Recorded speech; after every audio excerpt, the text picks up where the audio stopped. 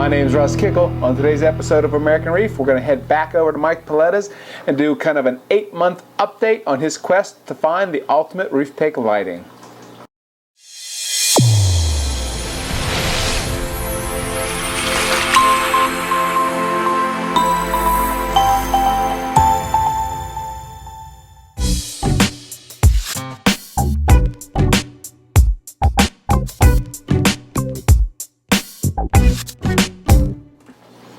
So 2 items before we head on over to see Mike. I've been getting a lot of emails lately, and they kind of center around 2 themes.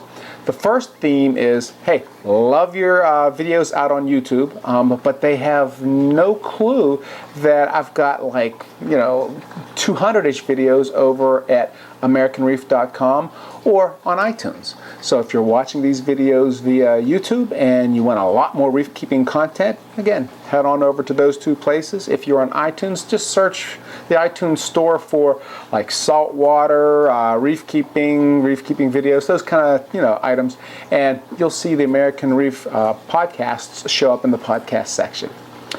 The second item, again, and I thought I've done a pretty good job of communicating this, but apparently I'm lacking, is where can I buy the HPD food, right? The American Reef HPD, which is that high performance diet that you've seen in these videos where I'll kind of use it to feed my fish.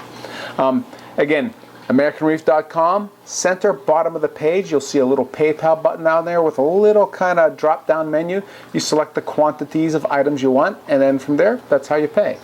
Basically, using PayPal, it accepts MasterCard, Visa, or PayPal, or any of those, so paying shouldn't be an issue, that sort of thing. And in the pull down, you'll see you've got quantities for 1 container, 2 containers, some nori, for example. Other things that maybe you've seen on the videos that you can't find easily in other kind of online stores.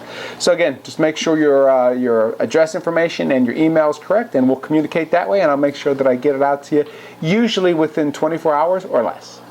So speaking of kind of getting out, let's get out of here and let's head on over to Mike Paletta's and let's talk to him a little about how the 8-month journey is going so far. Mr. Paletta, what are we doing today, sir? We're going to do something a little bit different today. We're going to give a 6, 7, 8-month update on my switch over from metal halides and actinics over to all LEDs, particularly all Radiant Pro LEDs.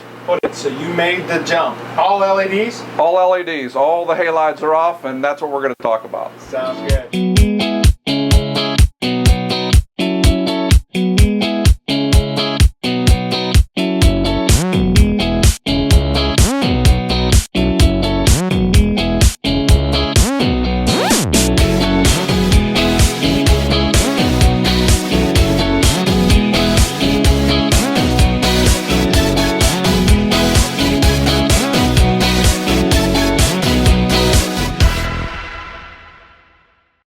Those of you that hopefully watched this before, you saw that 7 months or so ago, I made the big jump where I went to LEDs with supplemental lighting from metal halides.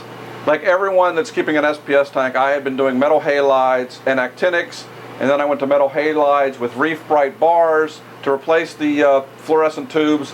And then after seeing a few tanks with more or less the modern LEDs, I decided it was time to switch and to see if these were ready for prime time. Because realistically, I'd tinkered around with them before and I wasn't really impressed. I don't think they had the intensity or the spectrum until the Radiant Pro 2s came out. Right. But after seeing those in action on a couple smaller tanks, I decided it was, no pun intended, time to take the plunge and switch over the tank. So, as you recall, when I originally did this, I had the 6 of the Radiant Pros on my 300-gallon tank, and then I had 3 250-watt Iwasaki's on there. Right. And when I turned on the Iwasaki's, it basically blasted the tank. But I wasn't sure these would produce enough light and have enough power to keep the SPS happy and growing.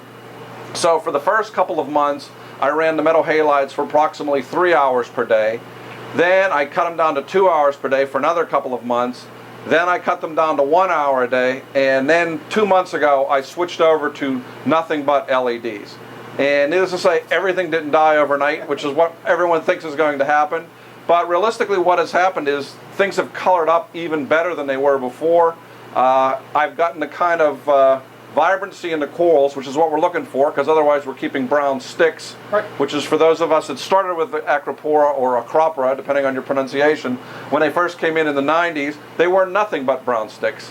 Now they're nothing but colorful sticks, so we want to maximize that coloration, and I think the LEDs, particularly the Radion Pros, are the ticket for maximizing the coloration I want, and now I'm tinkering with how to get even faster growth with that. So, one step back.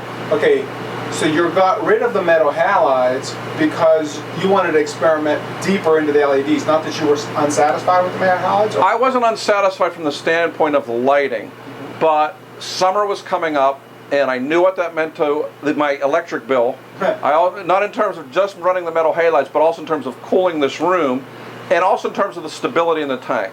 As we all talk about all the time, we want the tank to be like the reef, so we want it to be as stable as possible. Even when I was running the metal halides for just 3 hours, I was getting about a 2.5 to 3 degree temperature swing in the tank. Right. Now on the tank, I'm getting at most half a degree temperature swing during the day. And it's staying a nice comfortable between 77 and 78 degrees all the time, which to me is an optimal temperature for keeping the tank. Sure. Last summer when I was running all metal halides, I was running 3 400 watt metal halides, the temperature would go up to 81, 82 degrees, and then I had it set so that if it hit 82 degrees, all the metal halides would shut off, all the LEDs would shut off. That's not necessarily the nice stable environment I wanted. And the temperature swings would run anywhere from 2.5 to 4 degrees, depending on the temperature. For my own peace of mind, I blow a little fan across the top to keep the heat off the LEDs, and by doing that, that keeps the temperature even more stable. Before I was running it, I was getting an extra 0.4, 0.5 degree temperature change. Mm-hmm. With just running that little fan over the top, I'm not even getting that now. So it's, it only turns on when the metal halides come on at 11 o'clock in the morning, and it shuts off at 9 o'clock at night. Right. So it's not using a lot of power. It's not like the big 1 horsepower chiller that I used to have to run on this tank. Right, expensive. Yeah. Expensive to buy, expensive to run, expensive to maintain. If you ever blow out a chiller and have to have a refrigerator guy come and fix it, it's probably a $100 to $200 bill. Right. Just to fix the compressor. And the compressor itself is another $200. So looking at the long-term expense, this is a lot less expensive to run long term. And as I've said before, I look at everything on a tank like a mortgage. You have to amortize it over the life expectancy of what you're using it. If I buy an expensive fish but it lives 5 years, if you split that over 5 years, even if it's a $500 fish or a $500 coral, it's only $100 per year. So I know that's probably a stupid or sick way to look at it, but it's how I justify it. So. Right. So no, I was going to say, I noticed the lights on the tank are no longer going blue, white. What happened? Right. The people at Radion have been, the technicians, Alex and Rob, have been very helpful in helping me to fix any kind of problems I've had. You just call in on their hotline, they walk me through it, and as I've explained, I'm basically a technological idiot. So they walked me through what I needed to do. We were actually initially getting some crosstalk from the metal halides. So now that I don't have the metal halides, I lost it, but I also reprogrammed the lights. And now with the new Reef Link, I don't even have to plug anything into the lights. I can just do it right off the computer through the Reef Link. It has made things a lot easier. And what's amazing to me is that they can look at your computer and help you program it without you having to do anything. Right. You can contact them. They go on letmein.com or something, and then they can manage and maintain it and take care of it a lot easier. And with all this technology, which I said is kind of frightening to me, it makes maintaining this tank a lot easier, which is what the goal is. I'd much rather sit in my chair and watch the tank than be tinkering with stuff. And now with this, not having to worry about the lighting, not having to worry about the temperature, this is a much easier tank to maintain than it was before. And as you realized, we can shoot all day in here without getting too hot. Where before, it would get to 85, 86 degrees in this room with the lights and everything. It was unbearable after a few hours. Now we can shoot all day, and it really is still pretty comfortable down here, even in the middle of the summer. Right, and just for the viewers, the room's probably 13 by 13, drop ceiling basement kind of rooms. Yeah, it's a packed room, and it has 3 tanks in it, so it's not like, it doesn't have a lot of humidity and a lot of heat generating things. Now, as the things that I've seen as the lights have been on by themselves for the past couple of months, is one, I've seen an increase in the vibrancy of the colors, particularly blues, turquoise, and greens, and even some of the pink corals, like the milliporas, the seriatoporas, have kept a really nice pink coloration, which did get kind of washed out under the metal halides. Or when I was running strictly blue lights, I also had those, I had the pinks particularly wash out. Right. The thing that's nice is the Radions allow you to program it however you want, or they also have templates. Now, I was running the coloration template because to me, I'm not looking to grow everything out and frag it immediately. I'm trying to get as maximum color I have with still some growth, but not exponential growth. I obviously pack a tank probably fuller than anybody, so I'm not really looking for things to grow in and fill in like Sanjay has, but I'm looking for coloration. Now, 2 weeks ago, I got to see Sanjay's tank. He is also now running the Radion Pros. In his 540, he's running 8 of them, but he's running a different program. Sanjay has never been a big fan of blue lights. He was Mr. Iwasaki, and if he really wanted to add the blue lights, initially he was just running the actinic fluorescence. So he's never been a big fan of blue lights. So now in this case, he's running his Radion Pros under the 100% growth phase. Because as everyone knows, Sanjay had some major problems in the past year and lost almost all of his acroporas. So he has now gotten back a lot of the frags that he gave away, replaced those, has them growing in, and he has them under the Radion. So one, hopefully he won't have the temperature problems that he had before. And two, he's running for growth because he, one, doesn't like blue, but he wants to fill in the spaces fairly quickly. So he's running them at 100%, which everyone that has read everything on the internet, oh, you have to run them at 50%, you have to run them at 60%. Him running them at 100%, he is getting the growth because the one nice thing that Radion offers is an Acclamation package. That is, there's a program on their site that allows you to ramp up the lights and acclimate their corals, which is critical for their long-term success with these tanks. So now what I'm also doing, I was running mine only at 70%. I started them off at 60%. I ran them up to 75% over 6 weeks. I'm now running up to 100% in growth, or in coloration. So what I expect to see is even faster growth. When I say that, Sanjay has a pretty good evaluation of how fast his corals are growing because he's done them before. So running them under the 100%, he's seeing right now, he said about 75% of the growth rate that he used to see running them under Iwasaki's. He's looking for growth, but he's not looking for exponential growth. So the growth rate is a little bit slower, but his colorations are absolutely beautiful. I, on the other hand, am running to 100% on the coloration phase, which will still give me significant light and good growth, but it's going to keep the coloration even better. So this has allowed both of us to get the best of both worlds. He's tinkered with the program a little bit because he doesn't like blue, so he's brought the blue a little bit down and the whites are a little bit higher. Me, on the other hand, I would probably run a little bit bluer. Right now, it's starting toward the peak phase of the day, which is at 3 o'clock in the afternoon. It's now approximately 2. So in another hour, the lights will be at their peak for the day. So this is as white as the tank gets. And then after 3 o'clock, it gets less intense and bluer. So by the time it's nighttime, the tank looks really nice. The corals are very vivid. So when I come home from work, I can sit down, enjoy the corals, and see the coloration that I want. Now let's talk a little bit about height, right? Because Sanjay's is about 2 feet off the top of that tank, off the water surface? He's actually lowered them down a little bit. They're about 18 inches above the tank.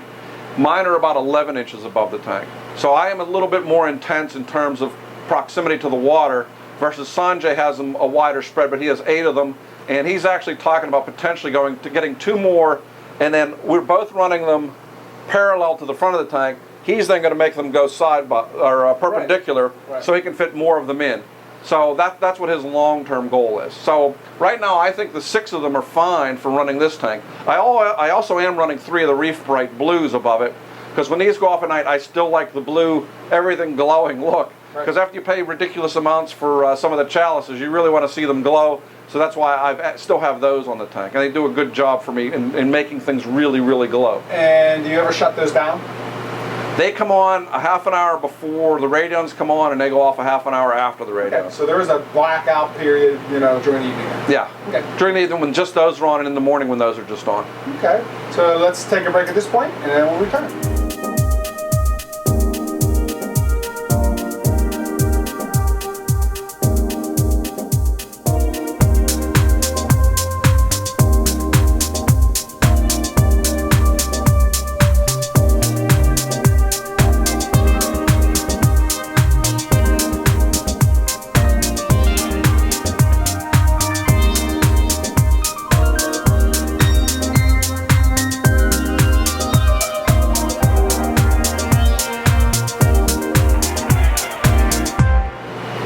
sir, so you mentioned colors, vibrance. Yeah, in terms of coloration, I can honestly say some of the corals have really improved their coloration since I've made the switch over. I'm not a big fan of the named corals, but I am a big fan of bright, colorful corals, so I have gotten some of the named corals, and some of the named corals have really started to color up where they were greenish, beigeish, reddish, but they weren't really the vibrant. I could see why they were going for $250 or $500 a frag.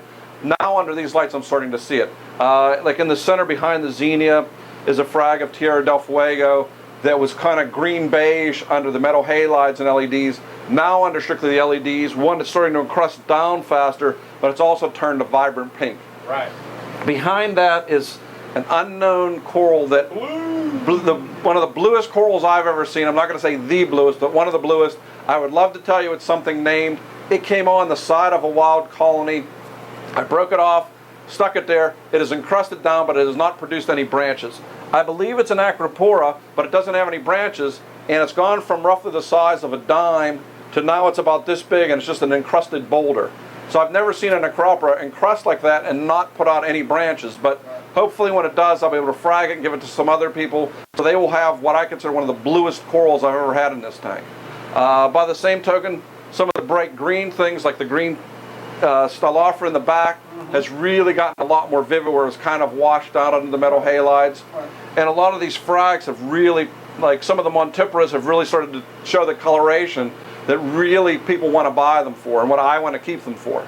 So from that context, I'm starting to see the kind of coloration and the kind of growth, all the things I'm hoping for with these kind of lights at a reduced overall cost of running the tank, and making myself a much more, or having the tank be much more stable.